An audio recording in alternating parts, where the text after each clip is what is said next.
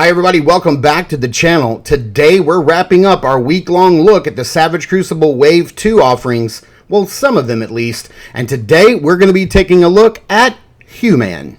Who-Man? You know who I'm talking about.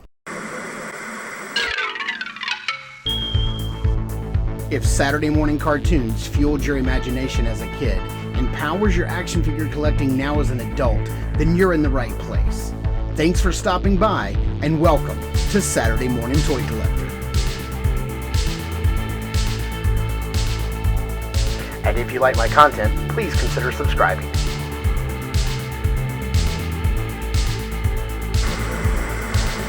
So this is our final Savage Crucible offering from Wave 2 that the fine folks over at Savage Crucible Harbinger Studios sent me to review. This is not the full wave of Wave 2. There are some other figures. There's a barbarian named Krieger. There is the Frazetta Ball and Chain Warrior that we didn't get a chance to look at. But that's okay. There's 5 days in the week, and there were 5 offerings that they sent me, and so we took a look at each one of them. But today is your last day to head over to SavageCrucible.com and place your pre-orders at the reduced price.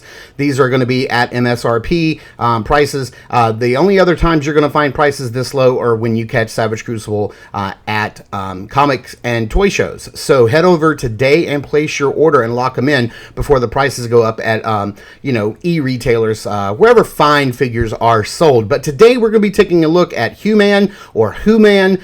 Basically, he is a warrior who went through a portal with his friend Mina, or Mira. I'm sorry, I think it's Mina.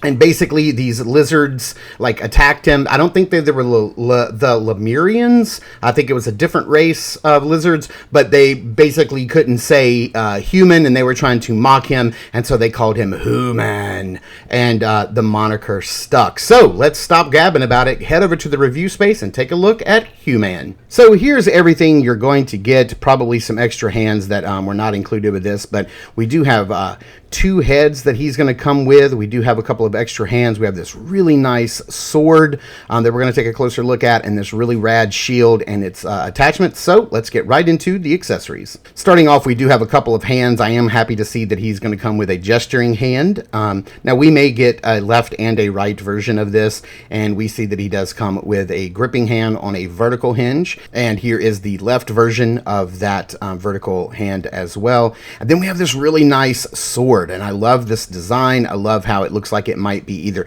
glowing with some sort of special power, or maybe it's been heated up in a forge. But I love the brown leather wraps, and the gold pommel looks very nice.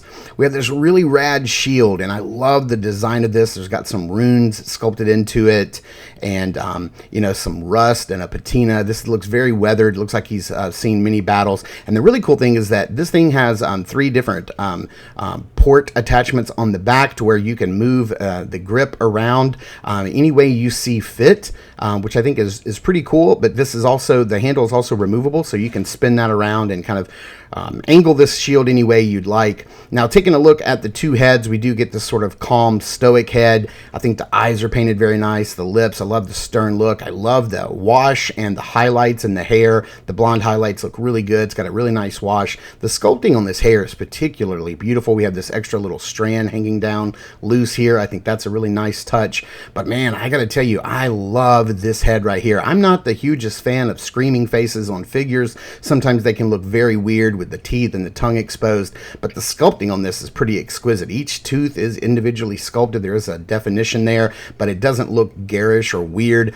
We have that same beautiful wash and highlight on the hair. I just think this is a beautiful head sculpt, and I absolutely love it. Now, just taking a look at Who-Man, or Human, standing straight up and down on the turntable. Man, he is looking really nice. I love the interplay with the different types of materials that he has, kind of shown with his armor, how there's some soft rounded bits. There is some more of like the spiky stuff, some on the shoulder pauldron. We have a nice I love that he's asymmetrical. I guess that's really what I'm trying to say here. And we've got a mix of both the armor and the leather armor and the gold metal plates, the rivets, the bands, and then the spiky bits all over this guy. He is definitely ready for combat, whether that be in some sort of arena or some sort of ceremony, or, you know, just take taking it to the bad guys.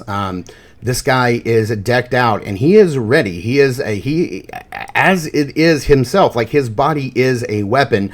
No weapons needed. This guy could do some damage. Now, just taking a closer look at the figure itself, please disregard all the paint rub and paint scratches. These are prototypes and they've been traveled around a lot. So just taking a closer look at all of the bits here, it looks like maybe we can slide that shoulder pad underneath that shoulder pauldron. We have some nice leather bands with some rivets that are holding all of this armor together. Of course, we've got these different pieces of armor that plug into the back of the arms, then the armor that plugs into the back of the shoulders as well. I think this looks really nice, but this piece here looks like it's connected. His left or his right shoulder pad looks connected to the armor on his chest, which I really dig this asymmetrical armor design. Let's see if we can kind of pop this off a little bit, and you can see how there's some bits right there on the shoulders.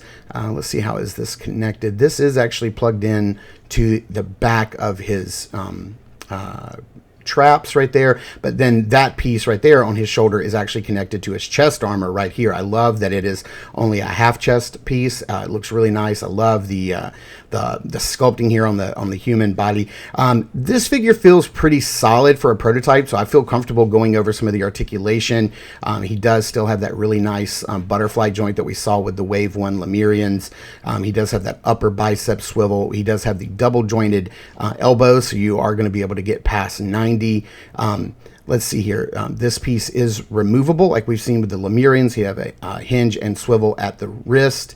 Let's see here. Man, these little spiky bits are sharp, so you definitely want to be careful with those things. I love the stitching on the inside of the gauntlets. That's such a great attention to detail. Look at the vein work. This little piece right here in the front on his belt is removable, so maybe we can get different pieces in the future. It looks like the hole in his back part of the armor could be removable. I love like this Roman leather armor straps that are hanging down, but also some other pieces. You can see here how I'm turning it around. It looks like this piece could be removable, where other pieces could be plugged in, like for customization or for different armor looks in the future. But I really dig that. I don't want to try to remove it, but I did want to show. It looks like maybe like right there could be a piece that you could use as a port. The legs look nice. The legs can go forward about that far. I really don't want to try to push them any further because I would hate to break this. It does rotate here at the top of the waist or top of the thigh. We do have that double jointed knee, but sorry, as these are prototypes, they are prone to like fall apart a little bit. We do have the swivel at the top of the boot, and then we have the hinge swivel and forward facing pin to rock the foot, and the feet are flatter than the Lemurian, so I've had really no problem with this guy standing up. Taking a closer look at the boots, man, like the wraps and the leather with the cloth bits just look so good. The sculpting is very exquisite. Look at the stitching on the bottom of the foot, and you can see how it's a lot more flatter than before, so we probably won't have the same problem we did with the Lemurians as standing up. Here we have the extra head being popped on, so you can take a look at what he looks like when he's raging out. He's going aggro, and let's see if we can get this sword in his hand with very little work. Yep, even the prototype figures, the hands are malleable enough to be able to get that in there. And then let's see maybe about the shield, probably getting that shield in there. But yeah, the guy just looks fantastic. He looks great. I think this is going to be a great stand-in for like their He-Man character in the line. And then let's probably go ahead and pop these little these parts back on and get him fully kitted back out with his armor. I really like how, well, at least on the prototype, these are very easy to pop in. I hope they retain that. I hope they have worked on the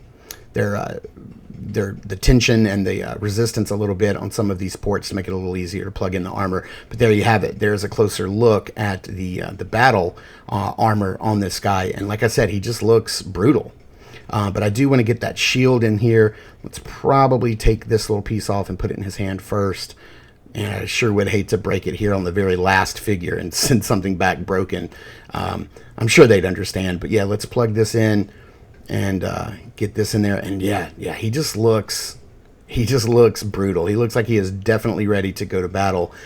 This is one very brutal gladiator. Man, I got to tell you, this is another standout figure in the wave. And if you've picked up maybe like the Raider pack that we took a look at yesterday, you can, change him up with different looks because the skin tones are going to match on both of the heads, the helmeted bearded head and the other with the mustache with the eye and the scar. There's a lot you're going to be able to do with this guy, and maybe you can even throw in some of the helmets from and the horn attachments from the Conquest pack that we took a look at on Tuesday of this week. But yeah, there's just a lot that you're going to be able to do with this guy, customize him, pop and swap, and kind of make him your own warrior to send into battle on your battlefield or on your shelf. And yeah, this figure just looks incredible, and he is a lot of fun to play around with. I definitely think he's going to be one of the standout favorites in the wave when they all ship later this year. Again, head on over to savagecrucible.com today. Lock in your pre-orders before the prices go up, and these figures are scheduled to ship by the end of the year. So thank you once again to Harbinger Studios. You guys are amazing. Thanks for trusting me this week with all of these figures and sets for me to take a look at and share with the audience here. And thank you guys for tuning in and watching. I super appreciate it. Please continue to check us out over at Instagram at Saturday Morning Toy Collector. I am your Saturday Morning Toy Collector. I'm your host, Mark, and I will see you in the toy aisles.